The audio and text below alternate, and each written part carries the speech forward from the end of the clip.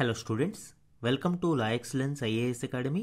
ఈరోజు మనం అక్టోబర్ 4 నాటి ఈనాడు న్యూస్ పేపర్లోని ఇంపార్టెంట్ కరెంట్ అఫైర్స్ గురించి డిస్కస్ చేద్దామండి. బిఫోర్ దట్ మనము ప్రీవియస్ క్లాస్లోని క్వశ్చన్ ఆఫ్ ద డే గురించి చూద్దాము. ఈ క్రింది వాటిలో ప్రసిద్ధ లిథియం ట్రయాంగిల్లో భాగం కాని దేశం ఏది? లాస్ట్ క్లాస్లో మనము లిథియం ట్రయాంగిల్ గురించి, అలానే lithium producing countries, lithium reserves ఎక్కువగా ఉన్న కంట్రీస్ గురించి డిస్కస్ చేయడం జరిగింది. ప్రెజెంట్ ఏరాలో ఈ లిథియం అనేది one of the most valuable mineral కాబట్టి ఈ లిథియం వనరులు ఎక్కువగా ఉన్న దేశాలు ఏది అనేది కూడా మనము డిస్కస్ చేసాము. ఈ లిథియం ట్రయాంగిల్లో భాగంగా ఉన్న దేశాలు ఏది అనేది చూద్దాం. సౌత్ అమెరికాలో ఈ లిథియం ట్రయాంగిల్ దేశాలు ఉంటాయండి. ఇవి one of the largest lithium reserves కలిగిన దేశాలు. ఇవి మూడు పక్కపక్కనే ఉండడంతో దీనిని లిథియం ట్రయాంగిల్ గా పిలవడం జరిగింది. ఇది ఒక ట్రయాంగిల్ షేప్ లో మనకి కనిపిస్తుంది. ఇక్కడ చూడండి, చిలీ, బొలివియా మరియు అర్జెంటీనా ఈ మూడు కూడా లిథియం ట్రయాంగిల్లో భాగం. దీనిని మనము క్యాబ్ అని గుర్తుపెట్టుకోవచ్చు. ప్రపంచంలోనే అత్యధిక lithium reserves around 9.3 million tons ఈ చిలీలో ఉన్నాయండి. తర్వాత ఆస్ట్రేలియా, అర్జెంటీనా ఇలాగ అనేక దేశాలను మనం చూడవచ్చు. ఈ లిథియం ట్రయాంగిల్లో క్యాబ్లో సి చిలీ, ఏ అర్జెంటీనా, బి బొలివియా ఈ మూడు లిథియం ట్రయాంగిల్లో భాగం. సో ఇక్కడ ఆడ్ వన్ అవుట్ ఏదండి మనకి బి ఆస్ట్రేలియా. ఆస్ట్రేలియా అనేది one of the leading producer. ప్రపంచంలోనే అత్యధికంగా లిథియం ని ఉత్పత్తి చేస్తున్న దేశంలో ఆస్ట్రేలియా మొదటిగా ఉంటుంది అండి. కానీ ఇది లిథియం ట్రయాంగిల్లో భాగం కాదు. లిథియం ట్రయాంగిల్ అనేది సౌత్ అమెరికాలో ఉంటుంది. ఆస్ట్రేలియా అనేది సెపరేట్ కాంటినెంట్. కాబట్టి ఆన్సర్ ఏమవుతుంది అండి? బి ఆస్ట్రేలియా అనేది not a part of lithium triangle. ఈరోజు ఈనాడు న్యూస్ పేపర్లోని important topics to be covered మనం చూస్తే, ఫస్ట్ వన్, అండమాన్లో బద్దలైన అగ్నిపర్వతం. ఈ ఆర్టికల్ ఇటీవల అండమాన్లోని బారాటాంగ్ మడ్ వాల్కనో బద్దలైంది. దానికి సంబంధించిన ఇంపార్టెంట్ డీటెయిల్స్ అలానే అదర్ ఇంపార్టెంట్ వాల్కనోస్ గురించి కూడా మనము డిస్కస్ చేద్దాం. ఇది మనకి జాగ్రఫీ మరియు డిజాస్టర్ మేనేజ్మెంట్లో ఇంపార్టెంట్. సెకండ్ వన్, బ్రహ్మోస్ కంటే భీకర్ అస్త్రం ధ్వని. డిఆర్డిఓ అభివృద్ధి చేస్తున్న న్యూ మిజైల్ ధ్వని మిజైల్ గురించి ఇక్కడ డిస్కస్ చేయడం జరిగింది. ఇది మనకి డిఫెన్స్లో ఇంపార్టెంట్. ఈ ధ్వని మిజైల్ యొక్క ఇంపార్టెంట్ ఫీచర్స్ గురించి ఇక్కడ డిస్కస్ చేద్దాం. థర్డ్ వన్, చిన్న అణు రియాక్టర్ల ఏర్పాటుకు రిలయన్స్ అదానీ ఆసక్తి. ఈ ఆర్టికల్ న్యూక్లియర్ ఎనర్జీ గురించి, ఎస్పెషల్లీ స్మాల్ మాడ్యులర్ రియాక్టర్స్ గురించి ఇక్కడ వివరించడం జరిగింది. ఇది సైన్స్ అండ్ టెక్నాలజీలో ఇంపార్టెంట్ అండి. ఫోర్త్ వన్, జాతీయ రహదారులకు క్యూఆర్ కోడ్లు. ఇటీవల national highway authority of India national హైవేలకు క్యూఆర్ కోడ్లను ఇవ్వాలి అని, వాటిలో సమగ్ర సమాచారాన్ని అందించాలి అని ఒక నిర్ణయం తీసుకోవడం జరిగింది. దీనికి సంబంధించిన ఇంపార్టెంట్ డీటెయిల్స్ మనం ఇక్కడ చూద్దాం. ఇది గవర్నెన్స్ టాపిక్లో ఇంపార్టెంట్ అండి. ఇవే కాకుండా ఈరోజు ఈనాడు న్యూస్ పేపర్లోని అదర్ ఇంపార్టెంట్ కరెంట్ అఫైర్స్ గురించి కూడా డిస్కస్ చేద్దాం. ఈరోజు మన ఫస్ట్ ఆర్టికల్ చూడండి, అండమాన్లో బద్దలైన అగ్నిపర్వతం. ఈ ఆర్టికల్ అండమాన్లో ఇటీవల బద్దలైన మడ్ వల్కనో, బారాటాంగ్ వల్కనో గురించి డిస్కస్ చేయడం జరిగింది. దీనికి సంబంధించిన డీటెయిల్స్తో పాటు మ్యాగ్మాటిక్ వల్కనోస్కి మరియు మడ్ వల్కనోస్కి ఉన్న డిఫరెన్స్ గురించి ఇక్కడ డిస్కస్ చేద్దాం. అండమాన్ నికోబార్ దీవుల్లోని బారాటాంగ్లో దాదాపు 2 దశాబ్దాలకు పైగా నిద్రాణ స్థితిలో అంటే డార్మెంట్ స్టేజ్లో ఉన్న భారత ఏకైక అగ్నిపర్వతం. యాక్చువల్గా ఏకైక అగ్నిపర్వతం కాదండి, ఏకైక మడ్ వల్కనో అంటే మట్టి అగ్నిపర్వతం. మ్యాగ్మాటిక్ వల్కనోకి మడ్ వల్కనోకి డిఫరెన్స్ ఉంటుంది. అండ్ భారతదేశంలో అదర్ మ్యాగ్మాటిక్ వల్కనోస్ ఉన్నాయి. కాబట్టి ఏకైక మడ్ వల్కనో ఈ బారాటాంగ్ వల్కనో. సో ఈ బారాటాంగ్ మడ్ వల్కనో అనేది ఇప్పుడు ఎరప్ట్ అయింది. ఈ ఎరప్షన్ కారణంగా 3 నుంచి 4 మీటర్ల మేర మట్టి దెబ్బ ఏర్పడింది. 1000 చదరపు మీటర్ల మేర బురద వ్యాపించింది. ఇది బురదతో కూడిన అగ్నిపర్వతం కావడంతో విస్ఫోటనం తర్వాత పొగ, బురద బయటకు వస్తూనే ఉన్నాయి. అలానే పర్యాటకులకు సంబంధించిన కీలక ప్రాంతాలు ఈ ప్రాంతంలో ఉండడం కారణంగా ఇక్కడ పర్యాటకులకు, స్థానికులకు ఈ ప్రాంతానికి వెళ్లకుండా అన్ని మార్గాలను మూసివేయడం జరిగింది. అంటే డిజాస్టర్ మేనేజ్మెంట్లో భాగంగా అనేక చర్యలను ఇక్కడ తీసుకోవడం మనం చూడవచ్చు. సో బారాటాంగ్ లొకేషన్ చూడండి. ఈ బారాటాంగ్ ఐలాండ్ అనేది మిడిల్ అండమాన్ ఈ ప్రాంతంలో మనం చూడవచ్చు అండి. సో మిడిల్ అండమాన్ మరియు సౌత్ అండమాన్ మధ్యలో మనము ఈ బారాటాంగ్ ఐలాండ్ని చూడవచ్చు. ఈ బారాటాంగ్ ఐలాండ్కి అనదర్ నేమ్ కూడా ఉంది, రాంచీవాలాస్ ఐలాండ్ అని కూడా పిలుస్తారు. ఈ బారాటాంగ్ ఐలాండ్ని రాంచీవాలాస్ ఐలాండ్ అని కూడా పిలుస్తారు. ఎగ్జామ్ పాయింట్ ఆఫ్ వ్యూలో ఇలాంటివి అడిగే అవకాశం ఉంది. అండ్ ఈ మ్యాగ్మాటిక్ వల్కనోస్కి మడ్ వల్కనోస్కి డిఫరెన్స్ ఏంటి, అసలు వాల్కానిక్ ఎరప్షన్ ఎందుకు జరుగుతుంది అనేది చూద్దాం. మ్యాగ్మాటిక్ వల్కనోలో డ్రైవింగ్ ఫోర్స్ ఏంటండి మ్యాగ్మాలో ఉండే గ్యాసెస్ అవి ప్రెజర్ బిల్డ్ చేయడం వలన ఒక్కసారిగా ఎరప్షన్ అనేది జరుగుతుంది. At the same time mud వల్కనోలో మనం చూసినప్పుడు pressure from underground gases, ఏదైతే మడ్లో ఉండే మీథేన్ లాంటి గ్యాసెస్ ఉన్నాయో ఈ గ్యాసెస్ కారణంగా ఈ ప్రెజర్ బిల్డ్ అయ్యి మడ్ వల్కానిక్ ఎరప్షన్ అనేది జరుగుతుంది. ఎరప్టెడ్ మెటీరియల్ మనము మ్యాగ్మాటిక్ వల్కనోలో చూస్తే hot lava, ash and gases. ఇక్కడ లావా అనేది బయటకు వస్తుందండి మ్యాగ్మాటిక్ వల్కనోలో. At the same time mud వల్కనోలో మనం చూసినప్పుడు కూల్ మడ్ అండ్ గ్యాసెస్. ఈ మడ్ వల్కానిక్ ఎరప్షన్ లో మడ్ అనేది అంటే బురద లాంటిది బయటకు వస్తుంది, అలానే మీథేన్ లాంటి గ్యాసెస్ బయటకు వస్తాయి. అయితే కూల్ మడ్ ఇక్కడ బయటకు వస్తున్నా కూడా కొన్ని సందర్భాలలో ఇక్కడ ఫైర్స్ ట్రిగ్గర్ అయ్యే ప్రమాదం కూడా ఉంది. ఎందుకు అంటే ఫ్లేమబుల్ గ్యాసెస్ హై ప్రెజర్ లో ఎరప్ట్ అవుతూ ఉన్నప్పుడు ఆటోమేటిక్ గా కొన్ని సందర్భాలలో ఈ ఫైర్ ట్రిగ్గర్ అయ్యే ప్రమాదం ఉంది. కాబట్టి ఇక్కడ ఈ ఎరప్టెడ్ మెటీరియల్ లో కూల్ మడ్ గ్యాసెస్ తో పాటు కొన్ని సార్లు ఫైర్ కూడా ట్రిగ్గర్ అవుతూ ఉంటుంది. అండ్ టెంపరేచర్ ఇక్కడ చూస్తే జనరల్ గా వెరీ హై టెంపరేచర్ ఉంటుంది. ఇక్కడ మడ్ వల్కనోలో అయితే కూల్ టెంపరేచర్స్ మనం చూడవచ్చు. కంపోజిషన్ అంటే మెటీరియల్ ఏ విధంగా ఉంటుంది బయటకు వచ్చేది అనేది చూస్తే silicon, oxygen and other elements ఉంటాయి. ఇక్కడ కంపోజిషన్ వచ్చేటప్పటికి mud, water, hydrocarbon gases. And formation plate tectonics కారణంగా ఈ మ్యాగ్మాటిక్ వల్కనోస్ ఏర్పడుతూ ఉంటాయి. అండ్ మడ్ వల్కనోస్ జనరల్ గా సబ్డక్షన్ జోన్లలోను ఆయిల్ ఫీల్డ్స్ లోను ఏర్పడే అవకాశం ఉంది. సో ఈ విధంగా మ్యాగ్మాటిక్ వల్కనో మరియు మడ్ వల్కనోకి డిఫరెన్స్ మనం చూడవచ్చు. అండ్ భారతదేశంలోని కొన్ని వల్కనోస్ గురించి ఇక్కడ చూద్దాము అండి. భారతదేశంలో ఓన్లీ యాక్టివ్ వల్కనో మ్యాగ్మాటిక్ వల్కనో గురించి మనం డిస్కస్ చేస్తున్నాము. బ్యారన్ ఐలాండ్ అనేది ఓన్లీ యాక్టివ్ వల్కనో అండి. అండ్ ఇది రీసెంట్ గా ఎరప్ట్ అవుతూ ఉంది, అంటే మోడరేట్ గా ఎరప్షన్ అనేది చూస్తూ ఉన్నాము. భారతదేశంలో ఉన్న ఒకే ఒక్క యాక్టివ్ వల్కనోగా ఈ బ్యారన్ ఐలాండ్ ని చెప్పవచ్చు. అలానే బారటంగ్ ఐలాండ్ లోని మడ్ వల్కనో, ఇది మ్యాగ్మాటిక్ వల్కనో కాదు, మడ్ వల్కనో. ఇది రీసెంట్ గా ఎరప్ట్ అయింది, మనం ఇప్పుడే దీని గురించి డిస్కస్ చేయడం జరిగింది. బోత్ బ్యారన్ ఐలాండ్ మరియు Baratang island north and middle Andaman administrative district లో భాగంగా ఉంటాయండి. Another major volcano Narcondam island, ఇది డార్మెంట్ వల్కనో, ఇది నిద్రావస్థలో ఉంది. అండ్ మెయిన్ ల్యాండ్ లో మనం చూసినప్పుడు డెక్కన్ ప్లాట్యూ కావచ్చు, దినోదార్ హిల్స్ కావచ్చు, Tosham hills, దౌషి hills, Loktak lake, ఇవన్నీ వాల్కానిక్ ఎరప్షన్స్ కి సంబంధించిన ఆనవాళ్లు ఉన్నాయి. కానీ ఈ మెయిన్ ల్యాండ్ ఇండియాలో పూర్తి స్థాయిలో వాల్కానిక్ యాక్టివిటీ అనేది ప్రస్తుత కాలంలో లేదు. సో ఇవి భారతదేశంలో ఉన్న వాల్కనోస్ కి సంబంధించిన important information. Exam point of వ్యూలో ఇవన్నీ ఇంపార్టెంట్ అండి. మేబీ ఈ ఇయర్ బోత్ బారన్ ఐలాండ్ మరియు బారాటాంగ్ ఐలాండ్ ఈ వాల్కనోస్ ఎరప్షన్ అవుతున్న కారణంగా మేబీ ఎగ్జామ్ లో అడిగే అవకాశం చాలా ఉంది. మన నెక్స్ట్ ఆర్టికల్ చూడండి. బ్రహ్మోస్ కంటే భీకరాస్త్రం ధ్వని రూపొందిస్తున్న భారత్. ఈ ఆర్టికల్ డిఆర్డిఓ రీసెంట్ గా రూపొందిస్తున్న ధ్వని హైపర్సోనిక్ గ్లైడ్ వెహికల్ మిజైల్ గురించి డిస్కస్ చేయడం జరిగింది. ఇందులోని కీ డీటెయిల్స్ ఇప్పుడు చూద్దాం. ఇందులో డిఆర్డిఓ రూపొందిస్తున్న ఈ హైపర్సోనిక్ గ్లైడెడ్ మిజైల్ యొక్క కీ స్పెసిఫికేషన్స్ తో పాటు difference between hypersonic glided vehicles and hypersonic cruise missiles గురించి చూద్దాం. భారతదేశం రక్షణ రంగంలో స్వయం సమృద్ధి దిశగా అడుగులు వేస్తుంది. ముఖ్యంగా ఆత్మనిర్భరత మరియు మేక్ ఇన్ ఇండియా కాన్సెప్ట్లను చాలా పకడ్బందీగా అమలు చేస్తుంది. ఇందులో భాగంగానే ఇప్పుడు DRDO new hypersonic glided vehicle missile ని డెవలప్ చేస్తుంది. ఈ ధ్వని అనే నేమ్తో ఈ ప్రాజెక్ట్ అనేది డెవలప్ అవుతుంది. ఆపరేషన్ సింధూర్ లో చాలా సక్సెస్ఫుల్ గా ఉపయోగపడిన బ్రహ్మోస్ కంటే ఇది చాలా భీకరంగా పనిచేస్తుంది అనేది అంచనా. దీని యొక్క స్పెసిఫికేషన్స్ ని మనం చూస్తే ధ్వని కన్నా 5-6 రెట్లు వేగంగా ప్రయాణిస్తూ సుదూర లక్ష్యాలను నిమిషాల్లో ఛేదించగల సామర్థ్యం ఈ హెచ్జీవీల సొంతం. అంటే 5 to 6 మ్యాక్ స్పీడ్ తో ఇవి ప్రయాణిస్తాయి. సుదూర లక్ష్యాలను అరౌండ్ 1500 నుంచి 2000 కిలోమీటర్ల దూరంలోని లక్ష్యాలను కూడా ఇది ఛేదించగలుగుతుంది.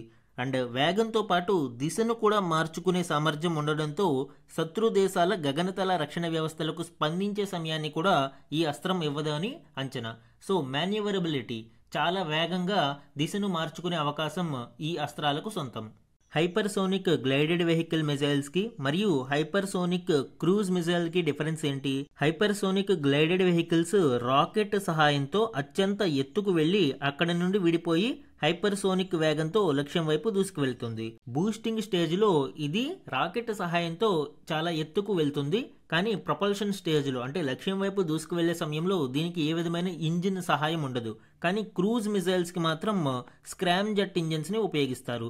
ఈ స్క్రామ్ జెట్ ఇంజిన్ల సహాయంతో క్రూజ్ మిజైల్స్ హైపర్సోనిక్ స్పీడ్ని అందుకుంటాయి. ఇది ఒక పిక్చర్ రూపంలో మనం చూద్దామండి. సో ఇక్కడ చూడండి, normal ballistic missiles, hypersonic glided vehicles and hypersonic cruise missiles. Launch site నుంచి రాకెట్ సహాయంతో మనకి హైపర్సోనిక్ గ్లైడెడ్ వెహికల్స్ అనేవి ఇక్కడికి వెళ్తాయి. తదుపరి ఎప్పుడైతే ఈ రాకెట్ నుంచి విడిపోయి ఈ ప్రొపల్షన్ ఆధారంగా గ్లైడెడ్ వెహికల్స్ లక్ష్యం వైపు దూసుకు వెళ్తాయి. అండ్ ఇక్కడ గమనించాల్సింది ఏంటి అంటే ట్రాజెక్టరీ అనేది ఒకే విధంగా ఉండదు. బ్యాలిస్టిక్ మిజైల్స్లో మీకు ట్రాజెక్టరీ అనేది ఒకే విధంగా ఉంటుంది. దీనిని మనము ఈజీగా రాడార్ ద్వారా గుర్తించే అవకాశం ఉంటుంది. కానీ ఈ హైపర్సోనిక్ గ్లైడెడ్ వెహికల్స్లో మాన్యువరబిలిటీ కారణంగా వేగాన్ని మరియు దిశను మార్చుకుంటూ లక్ష్యం వైపు చాలా ఫాస్ట్గా దూసుకు వెళుతుంది. తద్వారా ఈ ఎయిర్ డిఫెన్స్ సిస్టమ్స్ని కూడా ఇది క్రాక్ చేస్తుంది. భారతదేశం ఆల్రెడీ ఈ హైపర్సోనిక్ క్రూజ్ మిజైల్స్ని డెవలప్ చేయడానికి సిద్ధమవుతుంది. ముఖ్యంగా బ్రహ్మోస్ 2 అనేది హైపర్సోనిక్ క్రూజ్ మిజైల్, బ్రహ్మోస్ 1 అనేది super sonic cruise missile, BrahMos 2 అనేది హైపర్సోనిక్ క్రూజ్ మిజైల్. దీనితో పాటు ET-LD-HCM హైపర్సోనిక్ క్రూజ్ మిజైల్ని కూడా భారతదేశం ఇప్పుడు అభివృద్ధి చేస్తుంది. ఈ విధంగా హైపర్సోనిక్ క్రూజ్ మిజైల్స్ ని డెవలప్ చేస్తుంది. నౌ ధ్వనితో ఇప్పుడు హైపర్సోనిక్ గ్లైడెడ్ వెహికల్స్ ని కూడా భారతదేశం తయారు చేస్తుంది. ఈ ధ్వని హైపర్సోనిక్ గ్లైడ్ వెహికల్ కి సంబంధించిన ఇంపార్టెంట్ కీ స్పెసిఫికేషన్స్ గురించి చూద్దాము అండి. స్పీడ్ మ్యాక్ 7 అండ్ అబవ్, ధ్వని వేగానికంటే 7 రెట్లు ఎక్కువగా ఉండే విధంగా DRDO దీనిని అభివృద్ధి చేస్తుంది. Range around 6000 to 10,000 kilometres range ని కలిగి ఉంటుంది. Design blended wing body design ని మనం చూడవచ్చు. ఇట్లాగా ఈ స్లీక్ డిజైన్ మనం చూడవచ్చు. Thermal protection, ultra high temperature ceramic composites తో దీనిని అభివృద్ధి చేస్తున్నారు. కాబట్టి చాలా అత్యధిక ఉష్ణోగ్రతలను ఇది తట్టుకునే అవకాశం ఉంటుంది. And flight mode Boost plus glide, మనం ఆల్రెడీ చెప్పుకున్నాము. రాకెట్ స్టేజ్లో రాకెట్ ద్వారా బూస్టింగ్ ఇస్తారు. చాలా ఎక్కువ ఎత్తుకు తీసుకువెళ్ళి తర్వాత అక్కడ నుంచి దీనిని గ్లైడ్ మోడ్కి తీసుకువస్తారు. గ్లైడ్ మోడ్లో ఎటువంటి ఇంజిన్ సహాయం ఉండదు. ఇది ప్రొపల్షన్ ఆధారంగా తన లక్ష్యాలను చేరుకుంటూ ఉంటుంది. అండ్ దీనికి సంబంధించిన స్ట్రాటజిక్ సిగ్నిఫికెన్స్ ని మనం చూస్తే, వన్స్ మనము ఈ హైపర్సోనిక్ గ్లైడ్ వెహికల్స్ ని పూర్తి చేయగలిగితే భారతదేశం అక్రాస్ కాంటినెంట్స్ స్ట్రాటజిక్ అసెట్స్ ని టార్గెట్ చేయగలిగే కెపాసిటీని సంపాదించగలుగుతుంది. అంటే భారతదేశం ఏ ఖండంలోని ఏ ప్రాంతాన్నైనా గురి చూసి లక్ష్యాన్ని ఛేదించగలిగే అవకాశం ఈ ధ్వని హైపర్సోనిక్ గ్లైడ్ వెహికల్స్ ద్వారా లభిస్తుంది. అండ్ దీనిని 2025లో టెస్టింగ్ పూర్తి చేసి 2029-30 నాటికి పూర్తి స్థాయిలో సైన్యంలోకి ఇండక్షన్ చేయాలనేది భావిస్తున్నారు. అండ్ వన్స్ ఇది పూర్తయి సక్సెస్ఫుల్గా లాంచ్ చేయగలిగితే ఇండియా ఓన్లీ ఫ్యూ కంట్రీస్ మాత్రమే ఈ టెక్నాలజీని కలిగి ఉన్నాయి. ఇలాంటి ఎలైట్ లిస్ట్లో భారతదేశం చేరనుంది. ప్రస్తుతం భారతదేశం కన్వెన్షనల్ బ్యాలిస్టిక్ మిజైల్స్ అగ్ని 5 లాంటి వాటి మీద ఆధారపడి ఉంది, బ్యాలిస్టిక్ మిజైల్స్ మీద. ఇప్పుడు ఈ హైపర్సోనిక్ గ్లైడెడ్ వెహికల్స్ కారణంగా భారతదేశం మరింత అడ్వాన్స్డ్ టెక్నాలజీని అందిపుచ్చుకొనుంది. మన నెక్స్ట్ ఆర్టికల్ చూడండి. చిన్న అణు రియాక్టర్ల ఏర్పాటుకు రిలయన్స్, అదానీ ఆసక్తి, మరో 4 సంస్థలు కూడా. ఆంధ్రప్రదేశ్ సహా 6 రాష్ట్రాలలో 16 ప్రాంతాల గుర్తింపు.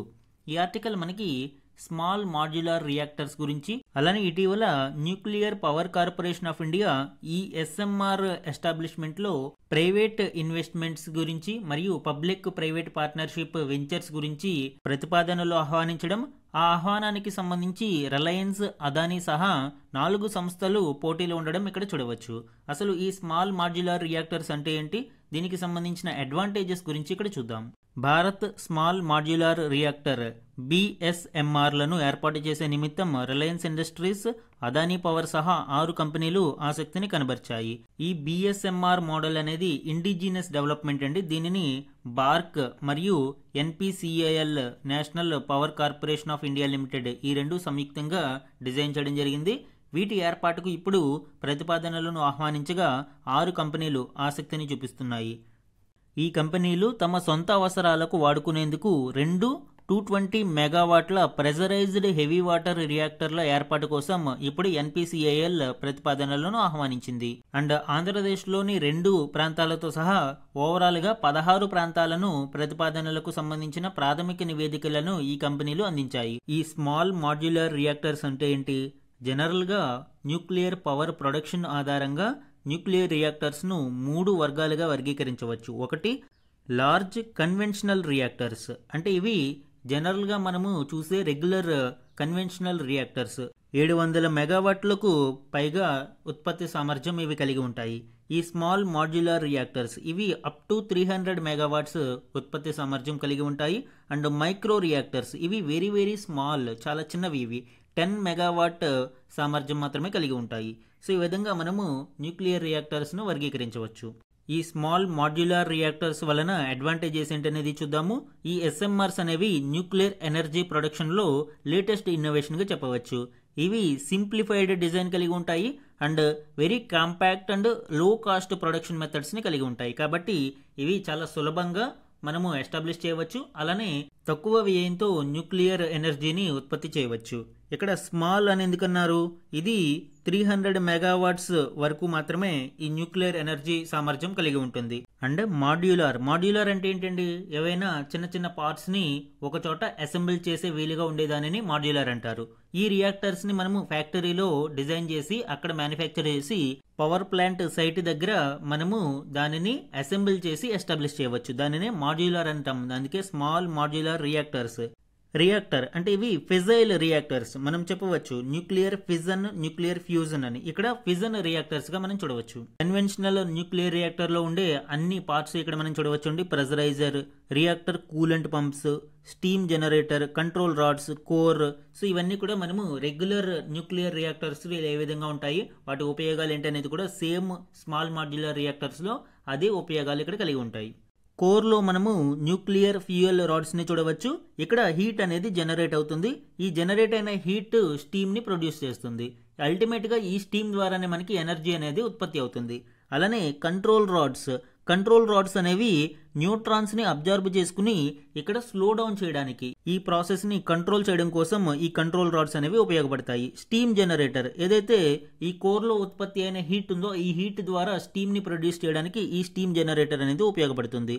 ఈ కూలెంట్ పంప్స్ లో కూలెంట్ అనేది సర్క్యులేట్ చేయబడుతుంది. ఈ కూలెంట్ ఫ్యూయల్ కోర్ దగ్గర ఉన్న హీట్ ని కూల్ చేయడంతో పాటు దానిని జనరేటర్ కి ట్రాన్స్ఫర్ చేస్తుంది. తద్వారా స్టీమ్ ప్రొడ్యూక్షన్ అనేది జరుగుతుంది.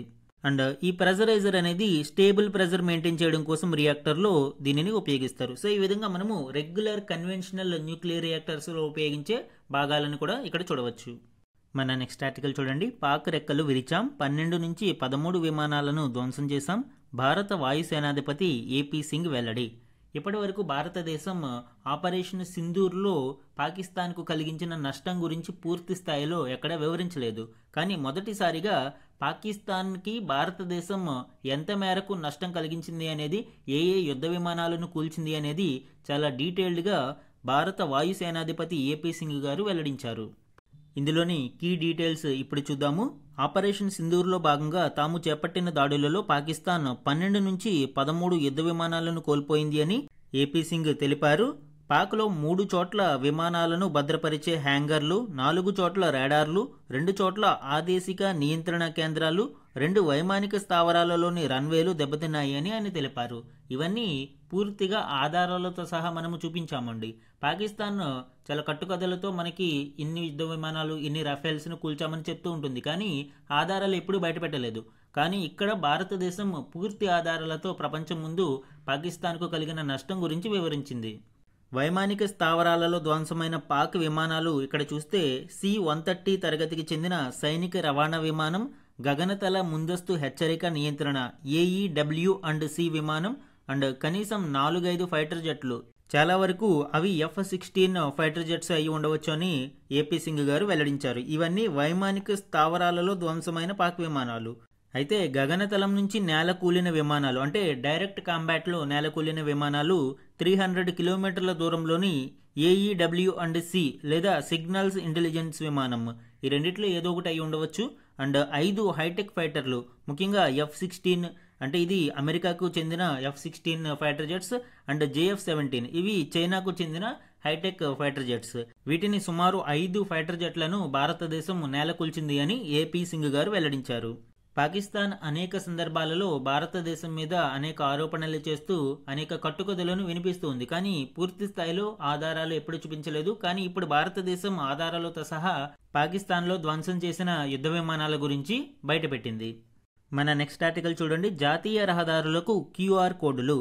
ఈ ఆర్టికల్ ఇటీవల national highway authority of India national హైవేలకు QR కోడ్లను అమలు చేస్తామని ప్రకటించడం జరిగింది. ఆ కంటెక్స్ట్లో దీనికి సంబంధించిన డీటెయిల్స్ మనకి ఇంపార్టెంట్. జాతీయ హైవేల పొడవునా ఆయా రహదారుల సమాచారం, అత్యవసర హెల్ప్ లైన్ నెంబర్లు తెలిపేలాగా QR కోడ్లను ఏర్పాటు చేస్తున్నామని NHAI ప్రకటించింది. ఇది సదరు రహదారుల ప్రాజెక్టుకు సంబంధించిన సమాచారంతో పాటు national highway number, highway chainage, project పొడవు వివరాలను తెలియజేస్తాయి. ఇందులో హైవే గస్తీ, టోల్ మేనేజర్, రెసిడెంట్ ఇంజనీర్ల నెంబర్లు, అత్యవసర హెల్ప్ లైన్ 1033 నెంబర్ కూడా అందుబాటులో ఉంటాయని NHAI తెలిపింది. సో ఈ QR కోడ్లు ఏ విధంగా వర్క్ చేస్తాయండి? లొకేషన్ స్పెసిఫిక్ ఇన్ఫర్మేషన్ ఇందులో ఉంటుంది. అలానే real time updates on construction, tolls and maintenance. ఇక్కడ ఎంత మేరకు ఈ NH అనేది పొడవు ఉంది అండ్ దీనికి సంబంధించిన మెయింటెనెన్స్ వివరాలు ఉంటాయి. And access emergency services 1033 number కానీ, పెట్రోలింగ్ డీటెయిల్స్ కానీ, హాస్పిటల్స్ కానీ వీటి ఇన్ఫర్మేషన్ ఈ QR కోడ్లో పొందుపరచబడి ఉంటుంది. ఏ సర్వీసెస్ మనం యాక్సెస్ చేయవచ్చు? ఎమర్జెన్సీ హెల్ప్ లైన్ నెంబర్ 1033, అలానే near by hospitals, police stations వివరాలు, fuel stations, EV charging points, ఏవైతే మనకి ఎలక్ట్రానిక్ వెహికల్స్ ఉంటాయో వాటికి సంబంధించిన EV ఛార్జింగ్ పాయింట్స్, అలానే పెట్రోల్, డీజిల్ వెహికల్స్కి సంబంధించిన fuel petrol stations and restaurants, repair shops, toilets, ఇలాగా వివిధ రకాల ఇన్ఫర్మేషన్ ఈ QR కోడ్లో పొందుపరచబడి ఉంటుంది. ఇవి ఏ ప్రాంతాలలో మనకు అందుబాటులో ఉంటాయి? Start and end of highway sections.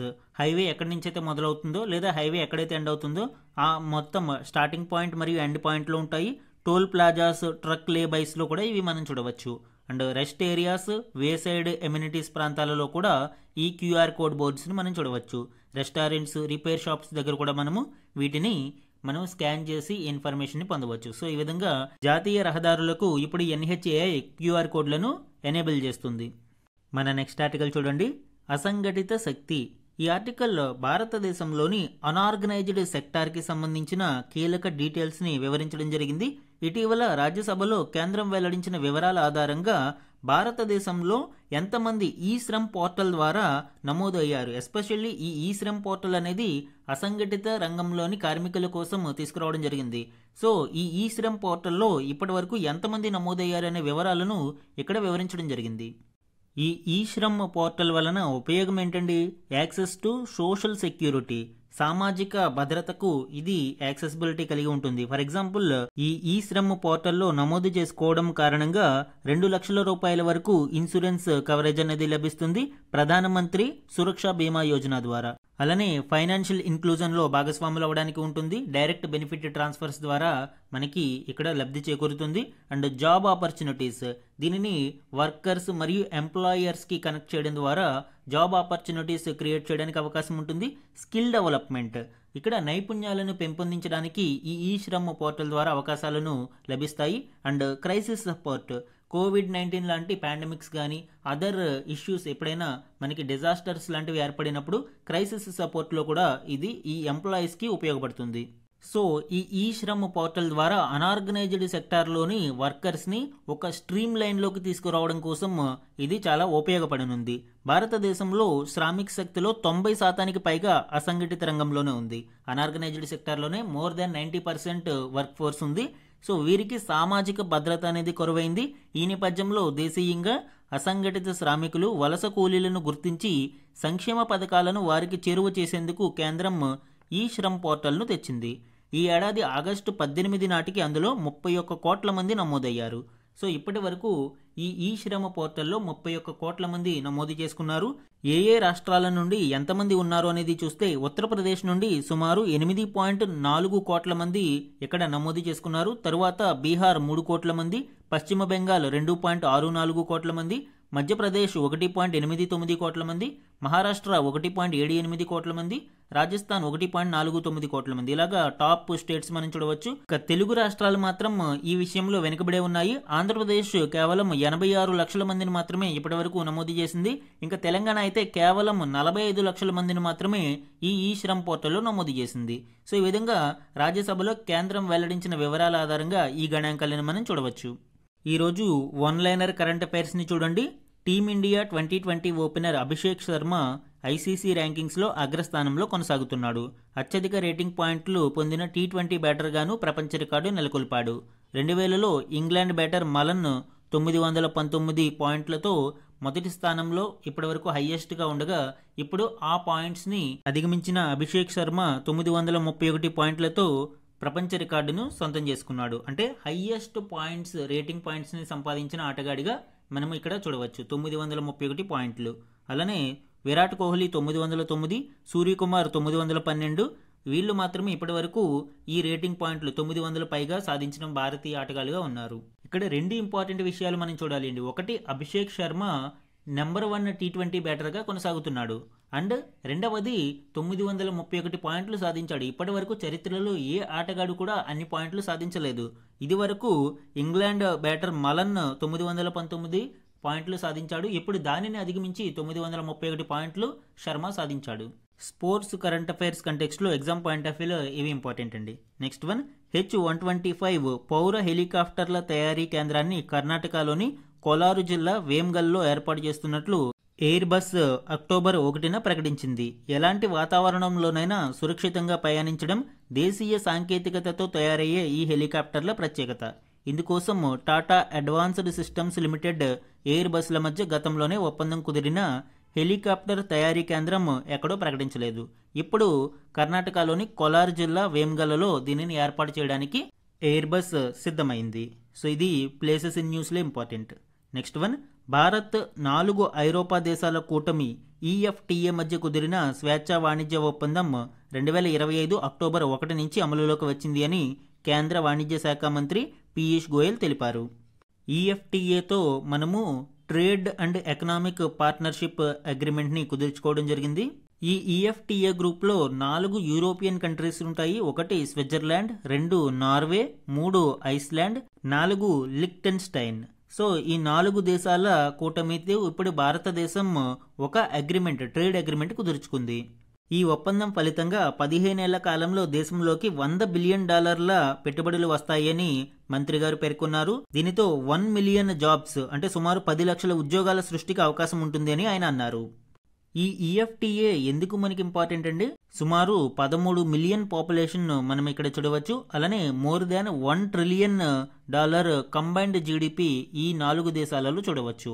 And 9th largest merchandise trader in the world and 5th largest trader in commercial services. So అటు గూడ్స్ పరంగాను ఇటు సర్వీసెస్ పరంగాను టాప్ 10లో ఈ దేశాలను మనం చూడవచ్చు. సో అందుకే భారతదేశం ఇప్పుడు ఈ agreement one of the major అవుట్కమ్గా చెప్పవచ్చు. నెక్స్ట్ ఇంపార్టెంట్ వన్ చూడండి. భారతదేశంలో తొలిసారిగా బాల పరిరక్షణ నవీకరణ నిధిని యూనిసెఫ్ ఏర్పాటు చేసింది. బాలలకు భద్రత కల్పించే సిబ్బంది నియామకానికి, సామాజిక భద్రతా పథకాల ప్రయోజనాలు చేరవేసేందుకు, కౌమార దశలో ఉన్న బాలికలకు సహాయం అందించడానికి, పిల్లలకు ఆన్లైన్ భద్రత కల్పించడం మొదలైన లక్ష్యాల సాధన కోసం ఈ నిధి అనేది ఏర్పాటైంది. సో యూనిసెఫ్ ఇప్పుడు బాల పరిరక్షణ నవీకరణ నిధిని భారతదేశంలో మొదటిసారి ఏర్పాటు చేసింది. ఈరోజు మన క్వశ్చన్ ఆఫ్ ద డే గురించి చూడండి. భారతదేశంలో ఉన్న ఏకైక మట్టి ఆర్ బురద అగ్నిపర్వతం ఏది? మడ్ వల్కనో ఏది అనేది ఇక్కడ క్వశ్చన్ ఇవ్వడం జరిగింది. ఈరోజు మనము డిస్కస్ చేసాము.